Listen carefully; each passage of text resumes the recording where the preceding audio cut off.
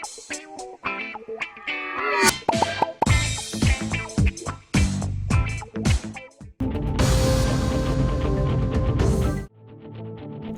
حیدرآباد کے راجندر نگر علاقے میں ایک نوجوان کا کر دیا گیا قتل۔ اطلاعات کے مطابق یہ واقعہ قرض کی رقم کی تنازع کے معاملے میں پیش آیا۔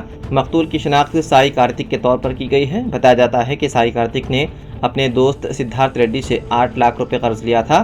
رقم واپس نہ کرنے پر سائی کارتک نے دوست کو دھمکانا شروع کر دیا تھا۔ اس دوران دونوں کے درمیان جھگڑا ہوا، جس کے دوران سدھارتھ ریڈی نے سائی کارتک پر حملہ کر دیا۔ اس حملے میں سائی کارتک کی موقع پر ہی موت ہو گئی۔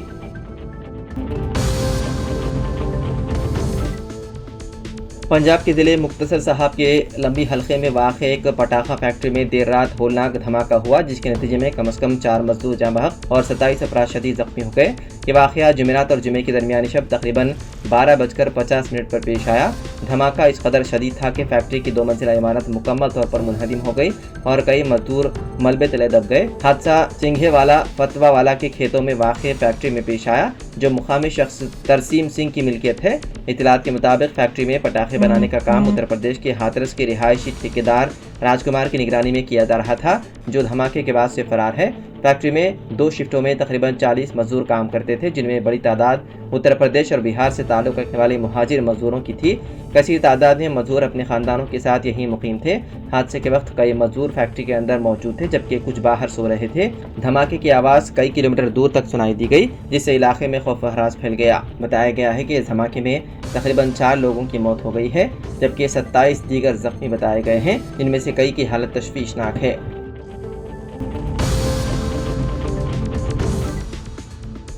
حیدرآباد کی ایک 24 سالہ خاتون کو فیس بک پر ملنے والے شخص نے مبینہ طور پر نشہور چیز پلا کر اس کی عصمت ریزی کی۔ بتایا گیا ہے کہ متاثرہ خاتون، جو بنجارہ ہلز کی رہنے والی ہے، اس کی دوستی فروری سال 2023 میں ایک شخص سے فیس بک کے ذریعے ہوئی۔ خاتون کے مطابق ملزم مہندر وردھن، جس نے عثمانی یونیورسٹی میں ملازم ہونے کا دعویٰ کیا تھا، معمولی بات چیت کے بعد اس نے اسے کافی پر مدعو کیا اور پھر آہستہ آہستہ اس کا اعتماد حاصل کر لیا۔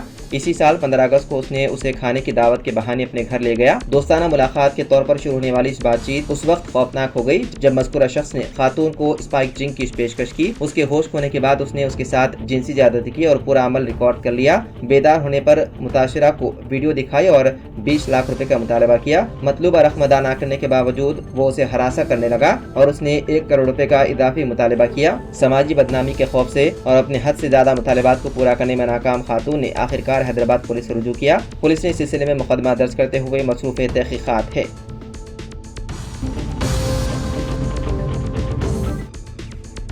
حیدرآباد پولیس نے سائبر کرائم کے بڑھتے ہوئے واقعات کے بہتر اور فوری حل فراہم کرنے کے لیے زونل سائبر سیلز کا آغاز کیا۔ 7 زونوں میں سیلوں کے افتتاح کے بعد حیدرآباد پولیس کمشنر سی وی آنند نے کہا، ہر زون میں ڈیڈیکیٹڈ یونٹس کے ساتھ پولیس اب سائبر کرائم کی شکایت کو مؤثر طریقے سے نمٹنے، پتہ لگانے کی شرح کو بہتر بنانے اور متاثرین کے لیے رقم کی واپسی کے عمل کو آسان بنانے کے لیے بہتر طور پر لیس ہے۔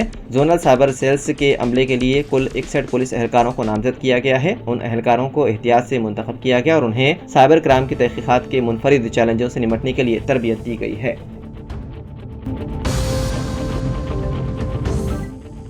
سی پی آئی کے قومی سیکریٹری سید عدیل پاشا سابق رکن راجیہ سبھا نے عوام سے اپیل کی ہے کہ وقف ترمیمی قانون کے خلاف 31 مئی کو دھرنا چوک پر احتجاج میں کثیر تعداد میں شرکت کریں۔ وقف ترمیمی قانون کے خلاف احتجاج کے لیے جوائنٹ ایکشن کمیٹی نے مارچ کا اعلان کیا ہے۔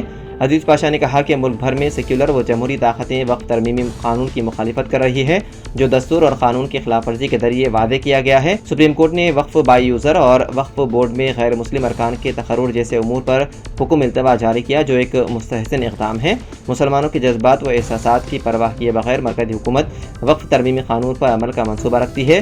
جمہوری ملک میں احتجاج سے قانون سے دستبرداری کے لیے دباؤ بنایا جا سکتا ہے۔ دھرنا چوک کا احتجاج مسلمانوں کے لیے قانون کی مخالفت کے اظہار کا بہترین موقع ہے۔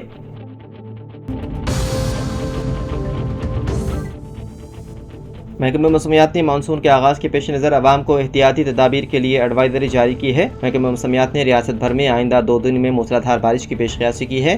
بارش کی صورت میں مچھروں کی افزائش کے اندیشے کو دیکھتے ہوئے محکمہ صحت نے عوام کو احتیاطی تدابیر کا مشورہ دیا۔ Director public health doctor B Ravinder Naik نے مچھروں کی افزائش سے ہونے والی بیماریوں ملیریا، ڈینگو اور چکن گنیا سے بچاؤ کے لیے احتیاطی تدابیر اختیار کرنے کا مشورہ دیا۔ انہوں نے کہا کہ مچھروں کی افزائش کو روکنے کے لیے چھت اور مکانات کے اطراف پانی جمع ہونے سے روکا جائے۔ انہوں نے مچھروں کے داخلے کو روکنے کھڑکیوں پر اسکرین یا باریک جالی نصب کرنے کا مشورہ دیا۔